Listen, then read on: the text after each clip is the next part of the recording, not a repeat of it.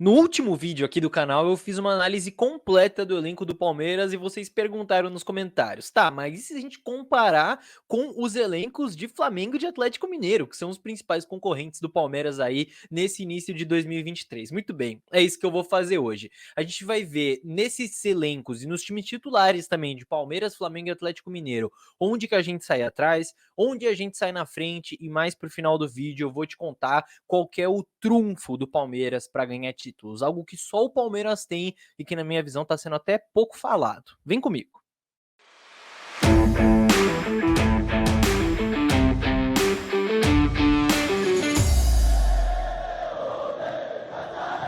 Salve, salve você que acompanha a Análise Verdão aqui no YouTube. Meu nome é Leonardo Suzuki, sejam muito bem-vindos a mais um vídeo, é isso aí. Hoje é dia de um vídeo que vocês pediram muito, análise completa dos três principais concorrentes, digamos assim, para títulos nesse início de 2023, Palmeiras, Flamengo e Atlético Mineiro. Vamos comparar os elencos desses três times aqui, tudo rápido, tudo objetivo, fácil. Então vem comigo, assiste e depois de você assistir a minha análise, eu quero a sua opinião aqui nos comentários, fechou? Sem enrolação, objetividade, vambora. Então vejam só que belezinha essa imagem aqui que eu separei pra vocês, hein? Deu trabalho, então vale o seu like, né? Pelo amor de Deus. Os times titulares e os reservas, as opções no elenco de Palmeiras, de Flamengo e de Atlético Mineiro estão aqui na tela. Então vamos analisar tudo isso com calma, mas também não vou ficar passando posição por posição, porque senão o vídeo vai ficar gigante. Eu quero ser objetivo aqui, certo? Então quando a gente vê primeiramente o time titular, certo, dos três times, eu acho que o Palmeiras ele tá ali na disputa muito forte. Eu acho que o time titular do Palmeiras é um time muito forte e eu sei que muita gente tá pedindo contratação e tudo mais, mas eu acho que a gente pode concordar que dificilmente o Palmeiras consegue trazer uma contratação que entra para ser titular. Porque quem que vai sair desse time, né? De Everton, Rocha, Gomes, Murilo, Piquerez, Danilo, Zé, Veiga, Dudu, Rony, Endrick. Quem é que sai? É muito difícil tirar alguém dali. Então eu acho que o time titular do Palmeiras é muito forte. Claro que o time do Flamengo e do Atlético Mineiro também são times muito fortes, né? Os times titulares. E vale lembrar que aqui é uma projeção, tá? Então eu coloquei aí o Gerson no time titular do Flamengo, que é a nova contratação. No Atlético Mineiro eu tentei colocar aí várias das contratações que o Atlético fez. O Atlético fez várias contratações. Tem até alguns jogadores que nem número tem ainda, porque acabaram de chegar, mas claro, é uma projeção, tá? Não é necessariamente esses times que vão ser os titulares ao longo da temporada, é só pra gente ter uma noção. Portanto, meus amigos, são três times muito fortes quando a gente vê a escalação titular, né? Essa projeção titular. O Palmeiras, como eu já falei, o Flamengo com a chegada do Gerson e com a Arrascaeta, com o Gabriel, com o Pedro, com o Everton Ribeiro, enfim, é um time no geral muito forte. O Atlético Mineiro também, com o Hulk, com a chegada do Paulinho, com o Zarate, com o Alan, enfim. Três times muito fortes, mas eu acho que a principal crítica da torcida do Palmeiras em relação às contratações e tudo mais é em relação aos reservas, em relação ao elenco. E aqui eu acho que é interessante a gente observar uma coisa. Quando a gente vê esses campinhos, e aí eu tentei colocar numa formação base dos três times, né? Mas essa formação do Palmeiras, por exemplo, vocês sabem que quando entra dentro de campo os jogadores trocam de posição, se movimentam. O Flamengo, ele jogou nessa formação, né? Nesse 4-1-2-1-2 ou 4-4-2 losango, muitas vezes com o Dorival Júnior, mas o técnico mudou, o Vitor Pereira pode mudar essa formação, enfim. Como eu disse, são projeções, mas quando a gente vê esses campinhos, principalmente nessa parte de baixo agora com as reservas, a gente vê que numericamente falando, o Palmeiras não sai tão atrás, certo? O Palmeiras não tem poucos jogadores entre esses reservas, né? Nesse elenco. Porém, o que, que eu acho que pega aqui?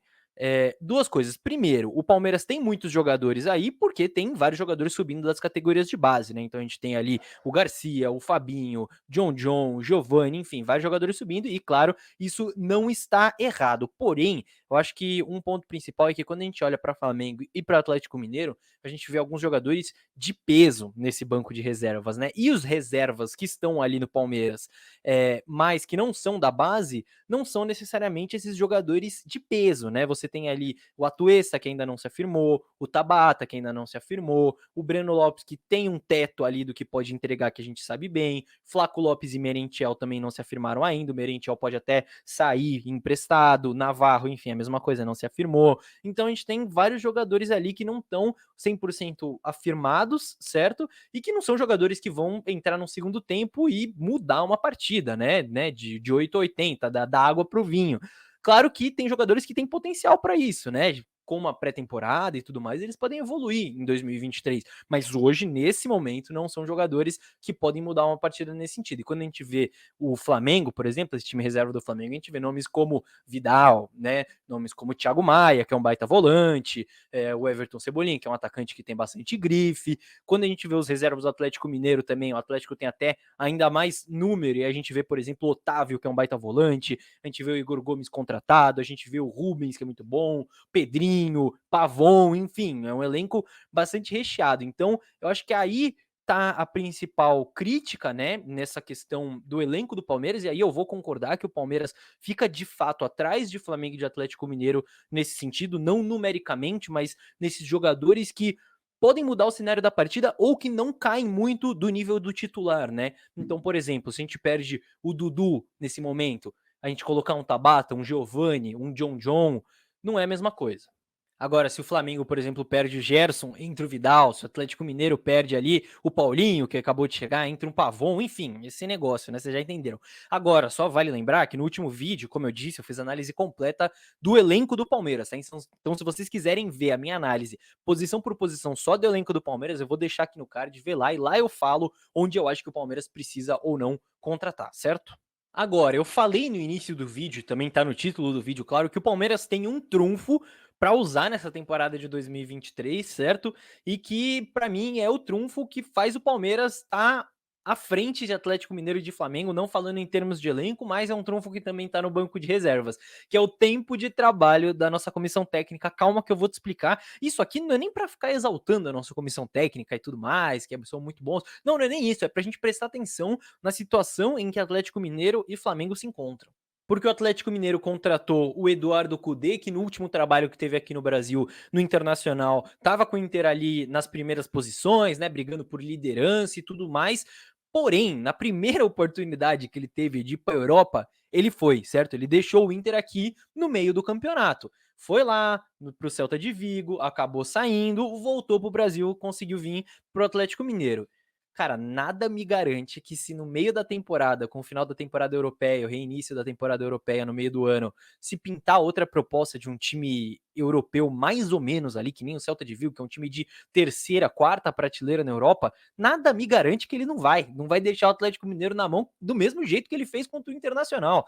Então, não é uma situação assim que é como o Abel Ferreira, por exemplo, que a gente tem um pouco mais de confiança por ele já tá aqui mais tempo, já ter recusado propostas da Europa. E o Vitor Pereira, que acabou de chegar lá no Flamengo, eu acho ele um ótimo técnico, tá? Pessoalmente eu acho.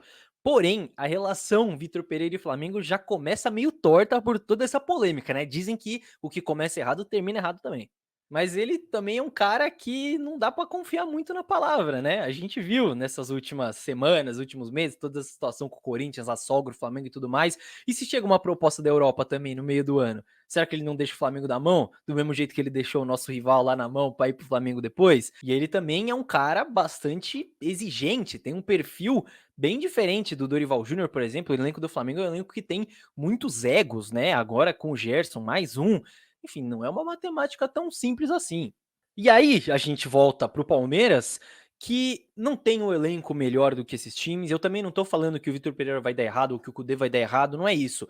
Só tô falando que o Palmeiras tem um trabalho já estabelecido, um elenco entrosado, um elenco que sabe o que o seu treinador quer, e geralmente o que o seu treinador quer leva a títulos. Então eu acho que esse é um ponto importante que a gente não pode deixar de lado. Isso não é passar pano, pelo amor de Deus, são duas coisas diferentes, certo? Concordo que o Palmeiras precisa contratar. Até acho que vai vir um ou do outro reforço ainda nessa janela aí de janeiro, certo? Eu ainda acho.